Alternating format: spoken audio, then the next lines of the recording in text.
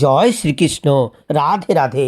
প্রিয় ভক্তবৃন্দ, এমন কি কোনো বৃক্ষের কথা শুনেছেন যে বৃক্ষের স্মরণ মাত্র গোদানের ফল লাভ হয়, আর যদি এর দর্শন করেন এর ফল বেড়ে দ্বিগুণ হয়ে যায় এবং এর ফল ভক্ষণে তিনগুণ পুণ্য ফল লাভ হয়।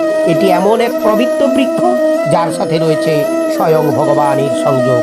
এই অলৌকিক বৃক্ষ উৎপন্ন হয়েছিল শ্রী বিষ্ণুর মুখপদ্ম থেকে চন্দ্রবর্ণে এক বিন্দু জল মাটিতে পড়ে। এই গাছে বা বৃক্ষে ব্রহ্মা, বিষ্ণু, মহেশ্বর ত্রিদেব একসাথে বাস করেন। এর প্রতিটি শাখা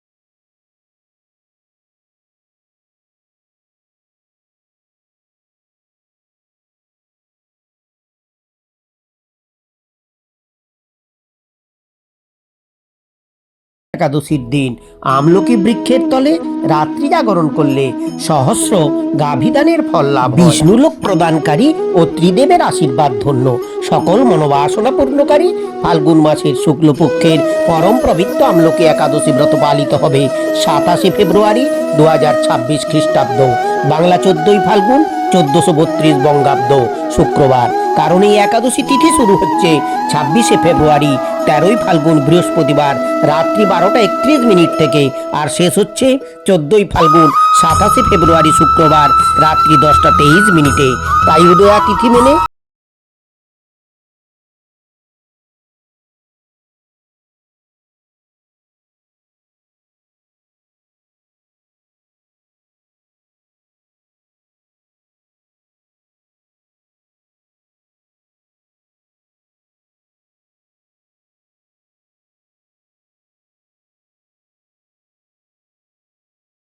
হয় না। ভক্তদের কাছে সকল একাদশী শ্রেষ্ঠ এবং প্রত্যেক একাদশীর যেমন আলাদা আলাদা মাহাত্ম্য রয়েছে, তেমনি ফলও রয়েছে আলাদা। অতএব সকলেই সমস্ত একাদশী ব্রত পালন করুন। একাদশী শুরুর আগে অবশ্যই সংকল্প মন্ত্র পাঠ করে শুরু করবেন। একাদশীর সংকল্প মন্ত্র: একাদশাং নিরাহার স্থিতা ওহম অপরেহনি ভক্সামি পুণ্ডরীকাক্ষং শরণং মে ভবাচ্যুত। মনে রাখবেন, সংকল্পের মতো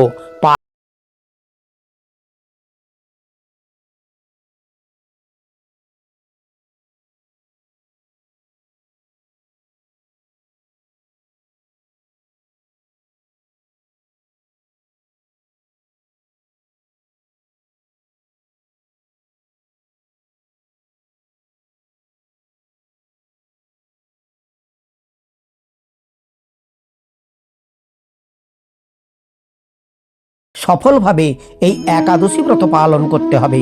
তবে যে সমস্ত ব্যক্তি এই একাদশী ব্রত পালনে অক্ষম এবং যে সমস্ত ব্রত পালনকারী শুদ্ধ চিত্তে মনোযোগ সহকারে এই ব্রতের ব্রত মাহাত্ম্য পাঠ বা শ্রবণ করেন, তিনি অনায়াসেই বিষ্ণুলোক প্রাপ্ত হন এবং শ্রীহরির আশীর্বাদে তার জীবন ধন্য হয়। তাহলে আসুন এখন আমরা সকলে মিলে শুদ্ধ চিত্তে মনোযোগ সহকারে ভক্তি ও নিষ্ঠার সাথে আমলকি একাদশী ব্রত মাহাত্ম্য শ্রবণ করি। যুধিষ্ঠির বললেন, হে কৃষ্ণ,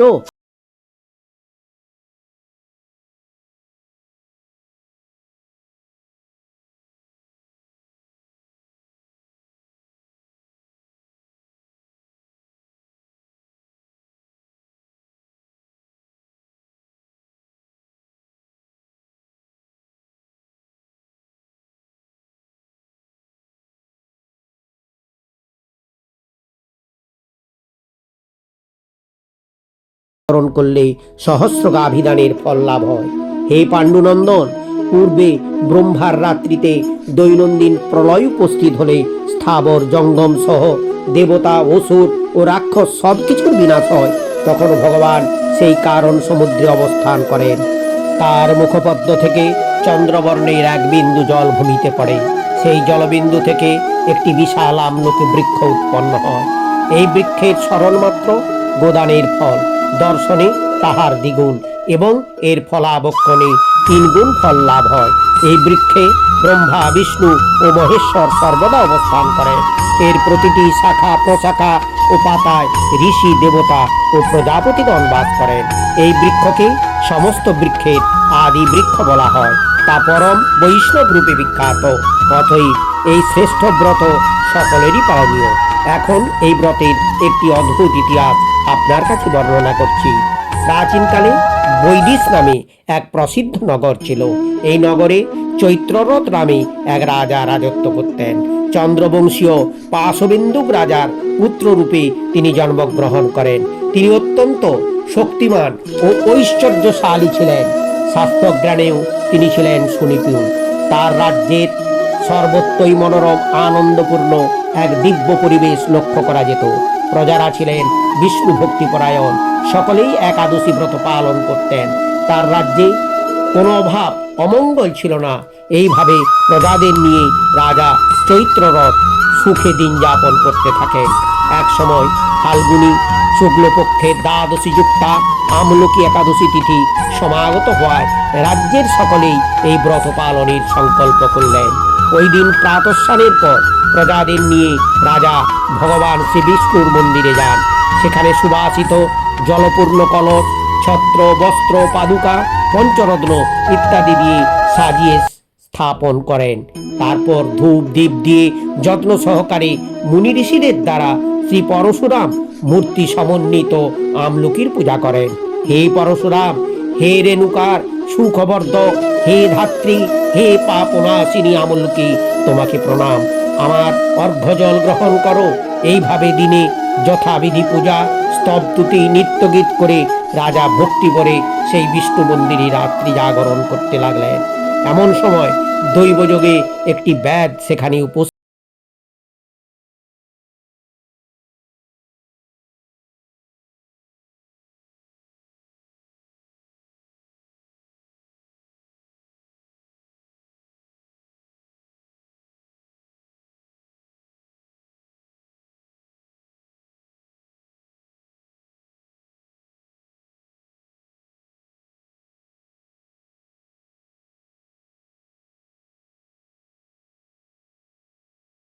রাজা নগরীর দিকে যাত্রা করলেন।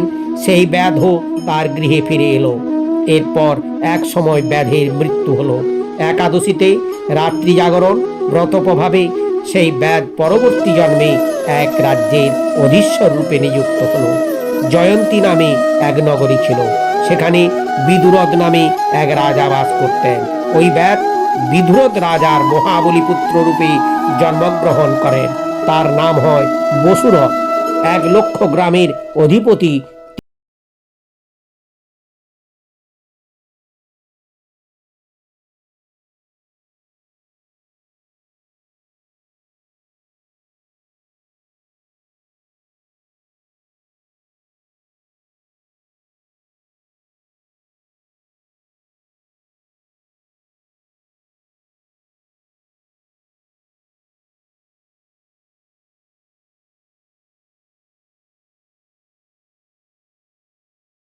তারা তাকে হত্যা করতে চেষ্টা করে।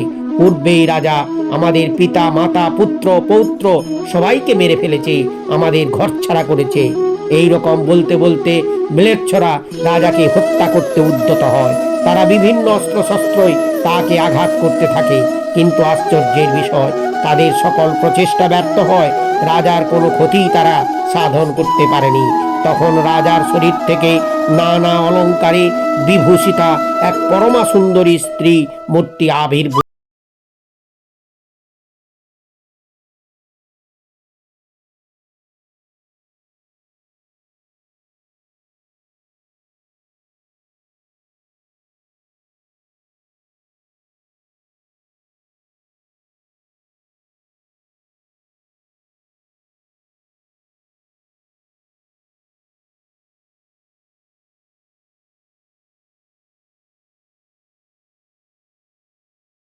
তিনি শরণাগত পালক।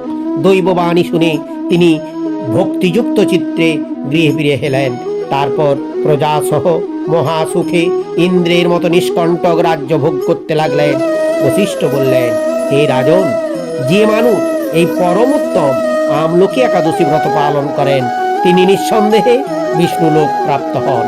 প্রিয় ভক্তবৃন্দ, এখন আমরা জানব একাদশী ব্রত কি, কিভাবে এই ব্রত পালন করা উচিত। মনোযোগ সহকারে শেষ পর্যন্ত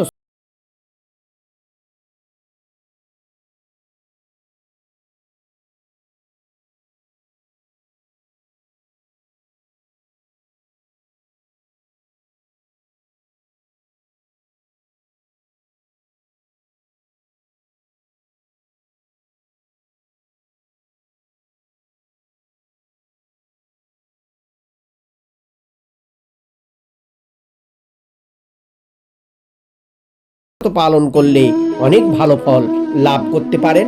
ব্রত পালনের সঠিক নিয়ম: 1. ব্রতের আগের ও পরের দিন শুধু নিরামিষ নয়, সাত্ত্বিক আহার গ্রহণ করুন। 2. ব্রতের দিন ব্রহ্ম মুহূর্তে প্রাতঃ স্নান করে তিলক ধারণ, সংকল্প মন্ত্র পাঠ করে, তুলসী জলদান, তুলসী মহারানী ও রাধা কৃষ্ণের সেবারতি করে, হরে কৃষ্ণ মহামন্ত্র নাম জপ করতে করতে তুলসী পরিক্রমা করে ব্রতের প্রাথমিক কাজ শুরু করুন। ব্রতের সংকল্প মন্ত্র: একাদশাং নিরাহার স্থিতা ওহম অপরেহনি ভক্সামি পুণ্ডরীকাক্ষং শরণং মে ভবাচ্যুত। 3. ব্রতের সংকল্প মন্ত্রে ব্রতের দিন নিরাহার বা নির্জলা থাকার কথা বলা হয়েছে। এটা করতে পারলে খুব ভালো। আর নিরাহারে না থাকতে পারলে ব্রতের দিন কেবলমাত্র আমিষাহারই বর্জন করবেন তাই না, এই দিন পঞ্চরবি শস্য ধান, গম, জব, ডাল, সরিষা এবং পঞ্চরবি শস্য জাত দ্রব্য সম্পূর্ণরূপে নিষিদ্ধ। কারণ ভগবান শ্রী বিষ্ণুর আশীর্বাদে একাদশী তিথিতে পাপপুরুষ বাস করেন এই পঞ্চরবি শস্যের মধ্যে। তাই এই দিন এই 6টি দ্রব্য আহার করলে ব্রত পালনে অনেক ভালো ফল লাভ করা যায়। ফলমূল: মূলের মধ্যে নিরামিষ মূল, ঔষধ, জল, দুধ এবং দুগ্ধজাত দ্রব্য। 4. একাদশীর দিন অবশ্যই সর্বক্ষণ মনে মনে হরিনাম মহামন্ত্র জপ করুন। হরে কৃষ্ণ কৃষ্ণ কৃষ্ণ হরে হরে, হরে রাম রাম রাম হরে হরে, অর্থাৎ হাতে কাম মুখে নাম। আর একাদশীর দিন গরিব, অসহায়, দরিদ্র মানুষকে আপনার সাধ্যমতো অন্ন, বস্ত্র ইত্যাদি দান করুন। 5. সন্ধ্যায় তুলসী তলায় রাধা কৃষ্ণের বিগ্রহের সামনে সন্ধ্যা আরতি, গীতা পাঠ, হিন্দু পুরাণ সহ নানা ধর্মশাস্ত্র পাঠ ও হরে কৃষ্ণ মহামন্ত্র নাম জপ করতে করতে তুলসী পরিক্রমা এবং অবশ্যই এক মনে একাদশী ব্রত মাহাত্ম্য পাঠ বা শ্রবণ করুন। 6. একাদশী ব্রতের পরের দিন সঠিক সময়ে পারণ মন্ত্র সহযোগে পঞ্চরবি শস্যের মধ্যে যে কোনো একটি খাদ্যদ্রব্য বা ভগবান জগন্নাথ দেবের মহাপ্রসাদ দিয়ে ভগবানকে ভোগ নিবেদন করে ব্রত উদযাপন করুন। মনে রাখবেন, সংকল্পের মতো পারণও কিন্তু একাদশী ব্রতের অবশ্য করণীয় কাজ। পারণ না করলে একাদশী ব্রতের ফল কখনোই সম্পূর্ণ লাভ করা যায় না। পারণ মন্ত্র: অজ্ঞান তিমিরান্ধস্য ব্রতে নানেন কেশব প্রসিদ সুমুখ নাথ জ্ঞান দৃষ্টি প্রদ ভব। ভিডিওটি ভালো লাগলে লাইক, কমেন্ট, শেয়ার করুন। নিজেরা একাদশী ব্রত পালন করুন। সকলকে একাদশী ব্রত পালনে উৎসাহিত করুন। কমেন্টে রাধে রাধে, জয় শ্রীকৃষ্ণ লিখুন। এইরকম আরও একাদশীর তথ্যমূলক ও জ্ঞানবর্ধক ভিডিও পেতে আমাদের প্রোগ্রেসিভ কালচার চ্যানেলটিকে সাবস্ক্রাইব করে আমাদের উৎসাহিত করুন। ভগবানের কৃপায় সবাই ভালো থাকুন, সুস্থ থাকুন, দীর্ঘ জীবন লাভ করুন। রাধে রাধে।